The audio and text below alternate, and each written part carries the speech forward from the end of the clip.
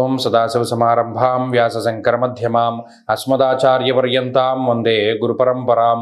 జ్యోతిషాస్త్రాన్ని భావితరాల వారికి ప్రసాదించిన ఋషుల యొక్క పాదపద్మాలకి నమస్కారం చేసుకుంటూ, అలాగే నాకు ఈ జ్యోతిష విద్యను నేర్పిన గురువర్యులు జ్యోతిష బ్రహ్మ కీర్తిశేషులు శ్రీ ఈరంకి సూర్యనారాయణమూర్తి గారు, సూర్యశ్రీ దైవజ్ఞ గారి యొక్క పాదపద్మాలకి నమస్కారం చేసుకుంటూ, ఓం శ్రీ మహాగణాధిపతి నమః, శ్రీ గురుభ్యో నమః, హరి ఓం.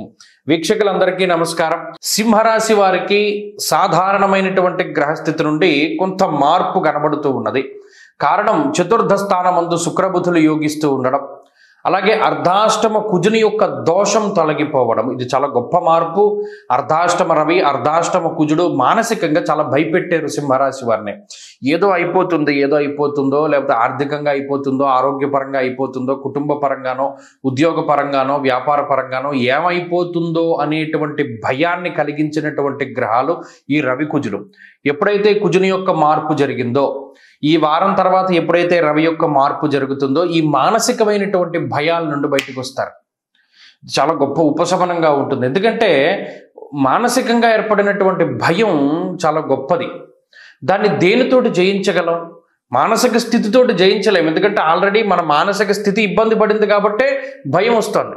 అలాగే మిగతా వాటి ద్వారా మనం దాన్ని దూరం చేయలేం. కేవలం ఈ గ్రహాలు వాటి మీద పనిచేసి మానసికంగా మిమ్మల్ని స్వాంతన చేకూరేలా చేస్తాయి. ఇది ఒక ప్రధానమైనటువంటి మార్పు. అంటే ప్రశాంతమైనటువంటి జీవనము సింహరాశి వారికి ఈ వారంలో ఉండబోతూ ఉన్నది. ఈ వారం తర్వాత మరింత సుఖవంతమైనటువంటి జీవితం ఉంటుంది. అర్ధాష్టమ రవి కుజుల దోషం పోయింది. అలాగే లాభమందు గురుడు యోగిస్తూ ఉన్నారు. యశో వృద్ధిర్ బలం తేజ, కోల్పోయినటువంటి వాటిని తిరిగి సంపాదించుకోగలిగేటువంటి శక్తిని గురుడిస్తారు. అక్కడ అష్టమంలో శని ఇబ్బంది పెడుతూ ఉన్నా, అర్ధాష్టమ రవి ఇబ్బంది పెడుతూ ఉన్నా, ఈ వారంలో గురుడు మిమ్మల్ని ప్రధానంగా కాపాడుతారు. అలాగే ఈ వారంలో ఉన్నటువంటి చంద్రబలం కూడా ప్రశాంతంగా ఉండేలా చేస్తుంది. వారం మధ్యలో అంటే బుధ గురువారాల్లో మాత్రము కొంత శారీరక శ్రమని కలగజేసినప్పటికీ, కొంత ఖర్చుని కలిగించినప్పటికీ సింహరాశి వారికి మిగతా వారం అంతా కూడా సానుకూలమైనటువంటి ఫలితాలు ఉన్నాయి. ప్రత్యేకించి ఇది మానసికంగా మెరుగయ్యేటువంటి వారంగా చెప్పవచ్చును. ఎందుకంటే ఆర్థిక ఇబ్బందులు లేవు, ఆర్థిక కష్టాలు లేవు. ఏదైనా ఉన్నా సమయానుకూలంగా మీకు ధనం చేతికి వస్తూ ఉన్నది, ఎలాగోలా బండిని నడుపుతూ ఉన్నారు. కానీ ఈ భయాలు, వాటి నుండి బయటపడడానికి ఈ వారంలో మంచి మార్గం దొరుకుతుంది.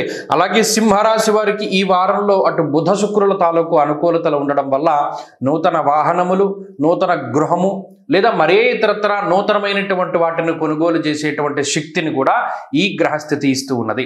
కాబట్టి మరిన్ని శుభ ఫలితాలని ఆకాంక్షించేటువంటి సింహరాశి వారు ఈ వారంలో ప్రత్యేకించి సూర్యారాధన ఎక్కువగా చేస్తూ ఉండండి.